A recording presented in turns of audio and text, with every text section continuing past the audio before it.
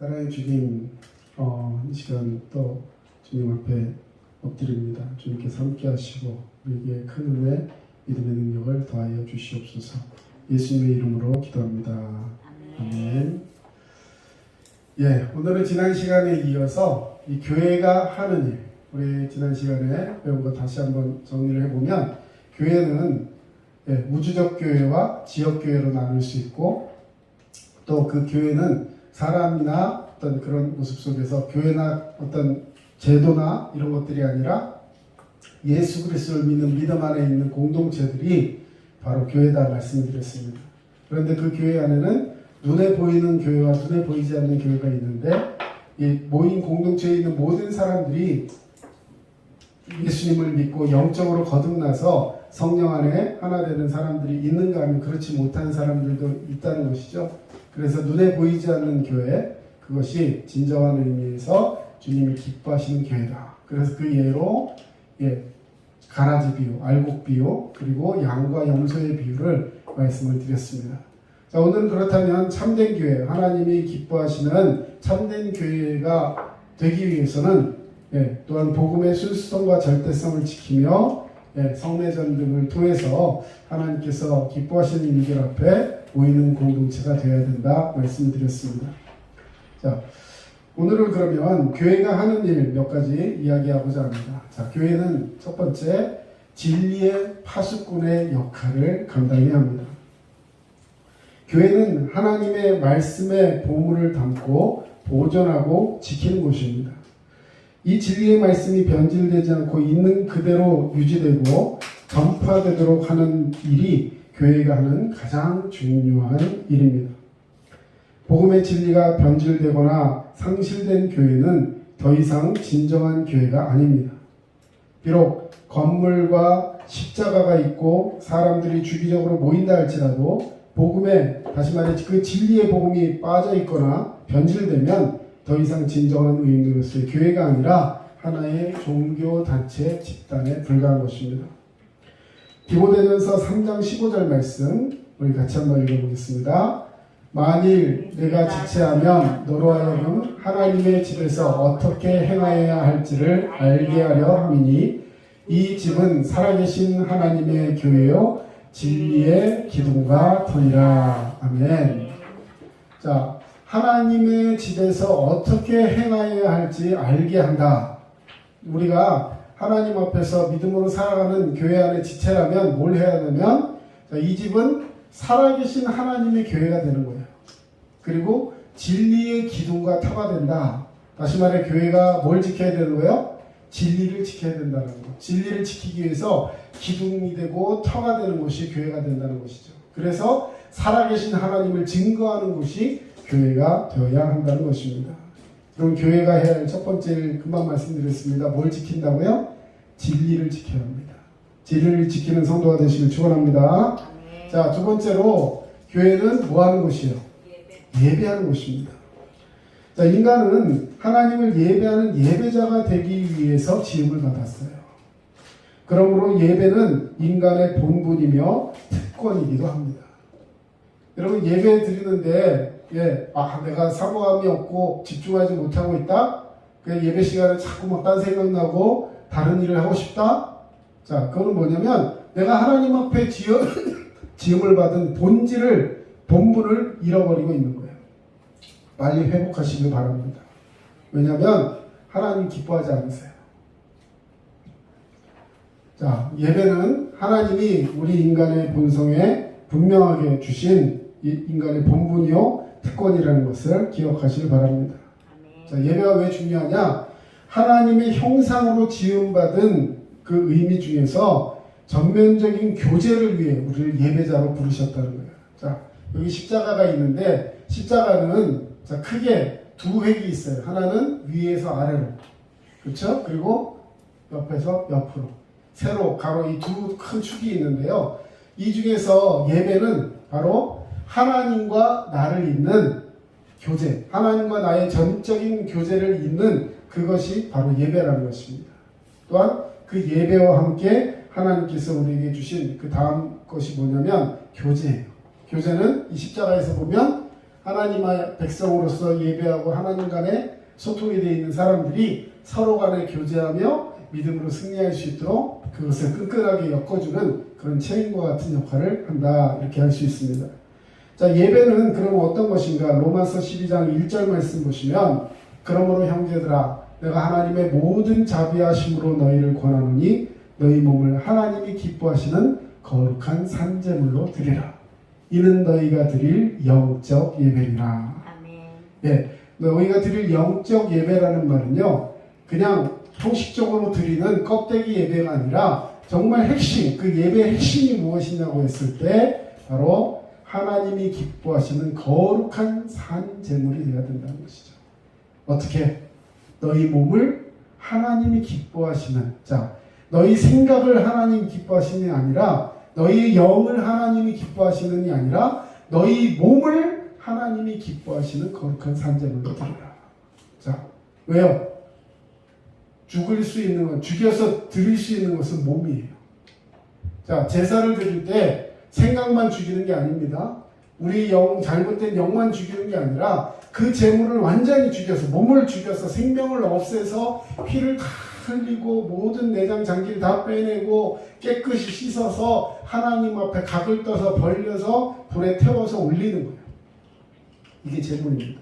다시 말해서 우리가 하나님 앞에 희생의 제물로 드려져야 한다는 거예요. 예배는 헌신이요 하나님이 받으시는 놀라운 축복의 역사를 위해서 최선을 다하는 모습들이 필요하다는 것입니다. 교회 생활 가운데 가장 중요하게 다뤄야 할 부분이 저는 예배라고 생각합니다. 예배를 소홀히 하는 것은 하나님을 소홀히 여기는 것과 마찬가지라는 사실이에요. 우리 요즘 학교에서도 수업할 때 줌으로 하다 보니까요, 어떤 현상들이 좀 있습니까? 줌으로 교육하는 거랑 실제로 선생님 앞에서 교육을 받는 거랑 어떤 것이 더 집중하게 돼요?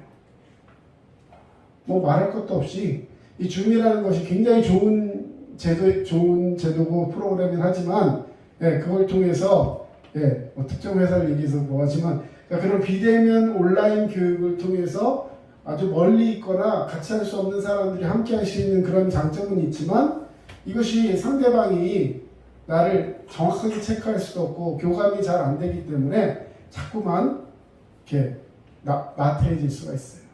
특히 얼굴이라도 서로 보고 하면 그래도 좀 난데요, 일방적으로 이렇게 그냥 틀어놓고 보게 되면요, 그걸 보는지 안 보는지 무슨 짓을 하는지 알 수가 없다는 것이죠. 여러분, 하나님과의 예배도 마찬가지입니다.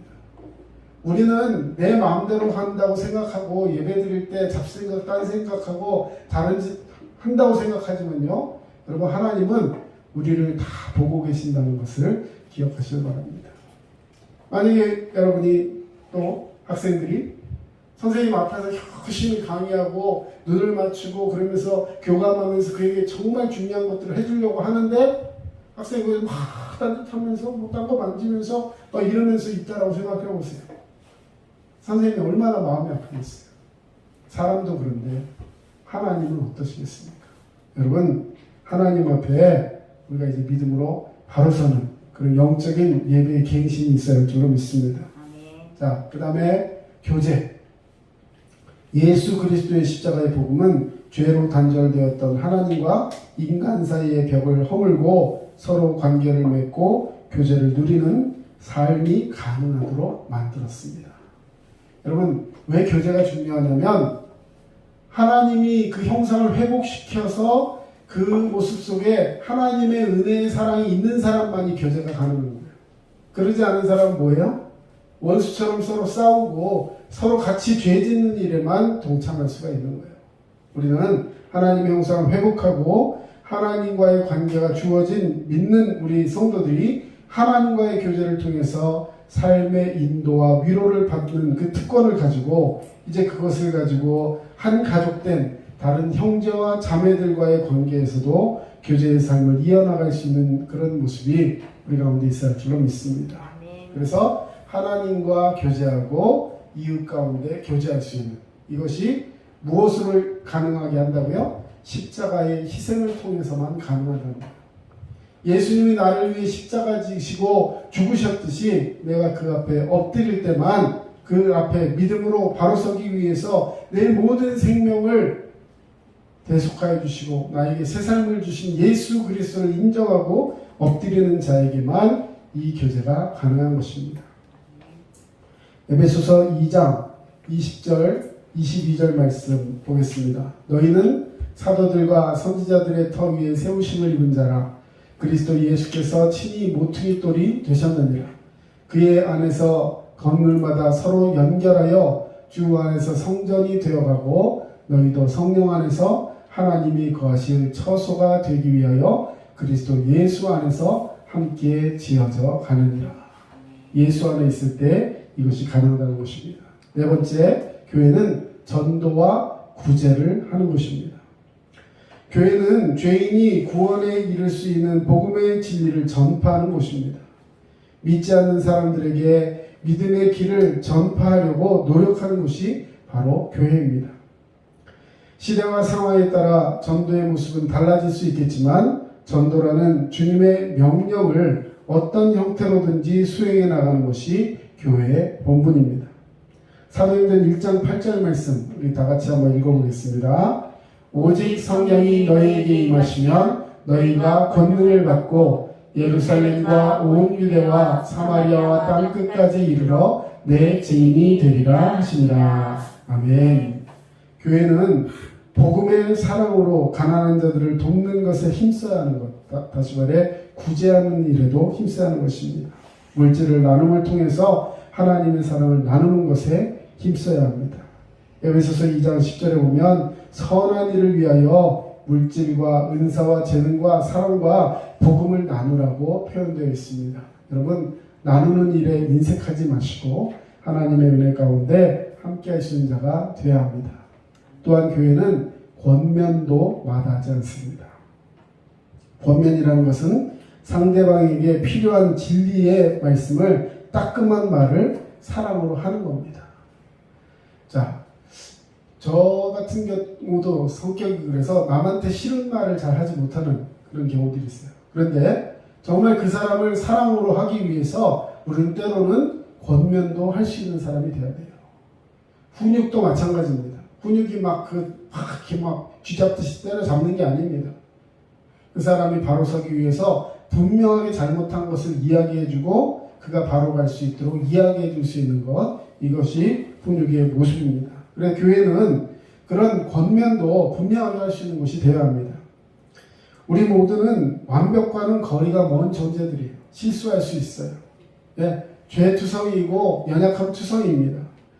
내가 잘 모르는 자신의 망가진 부분에 대해서 다른 사람들과의 사귐을 통해서, 교제를 통해서 깨달아 갈 수 있는 곳이 또한 교회인 것입니다. 때로는 사랑의 마음으로 상대방에게 권면의 말을 전할 필요가 있습니다. 정죄하고 판단하는 마음이 아니라 세우고 회복할 수 있는 그런 회복함을 입기를 원하는 마음으로, 사랑의 마음으로 그에게 진실을 전달할 수 있는 그런 영적인 조언이 바로 권면인 것입니다. 여러분 주변에 권면이 필요한 사람이 있습니까? 그런 사람들에게 여러분 다가가기 위해서 우리는 먼저 기도하고 사랑으로 품어야 할 것입니다. 권면을 한마디로 정의하면 진실을 사랑의 마음으로 말해주는 것입니다.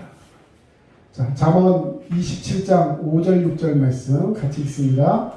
면책은 숙은 사랑보다 나으니라. 친구의 아픈 책망은 충직으로 말미암는 것이나 원수의 잦은 입맞춤은 거짓에서 나는 것이니라.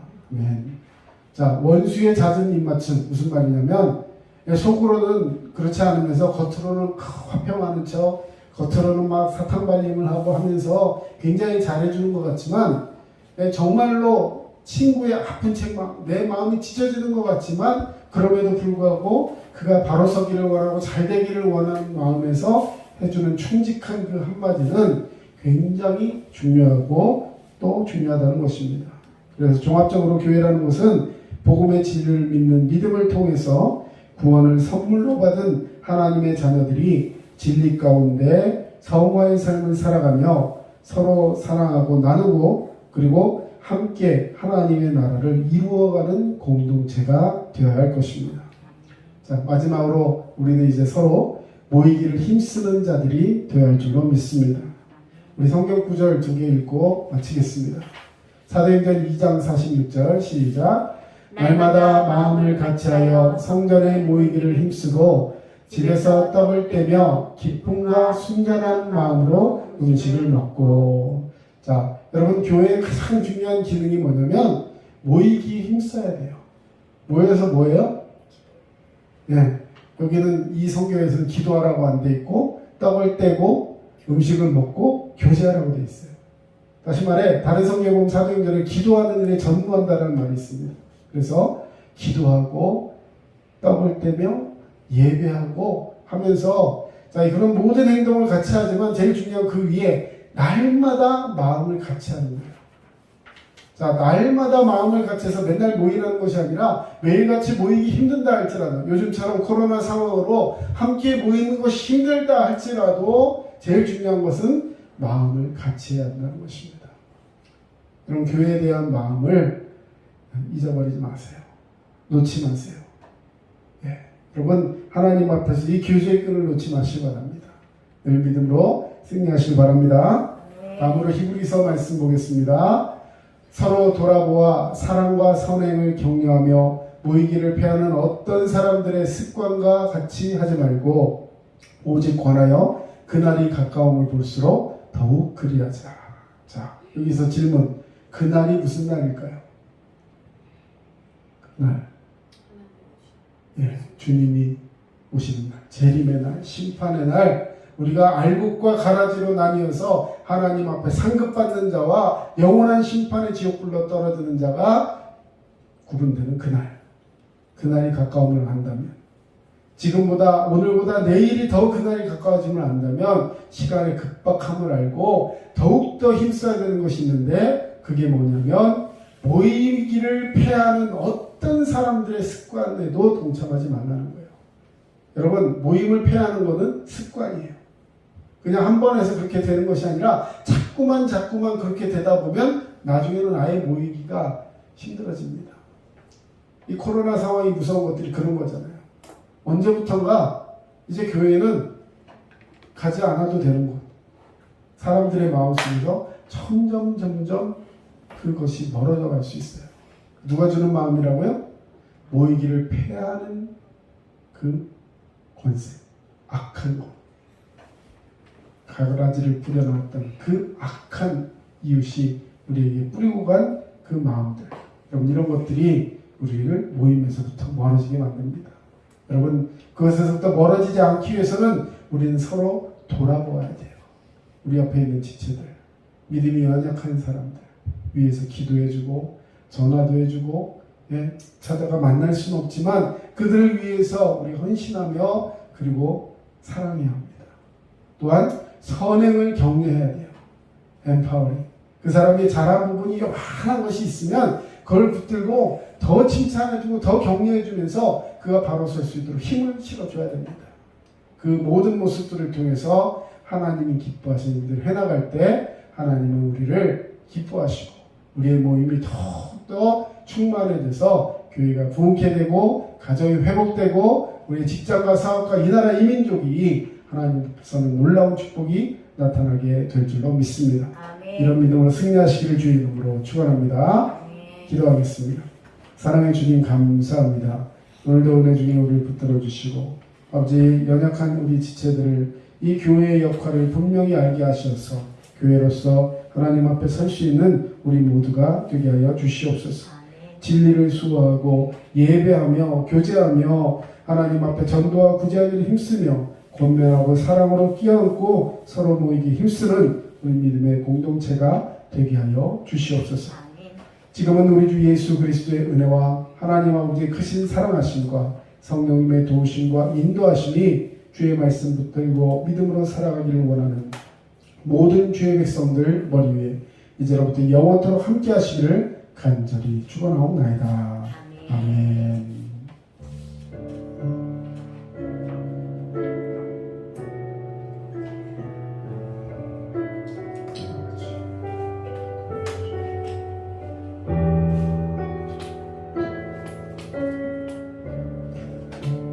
지금까지 남양주 다산 신도시 두드림 침례교회 전철호 목사였습니다. 여러분 늘 믿음으로 승리하시고 건강하세요. 감사합니다.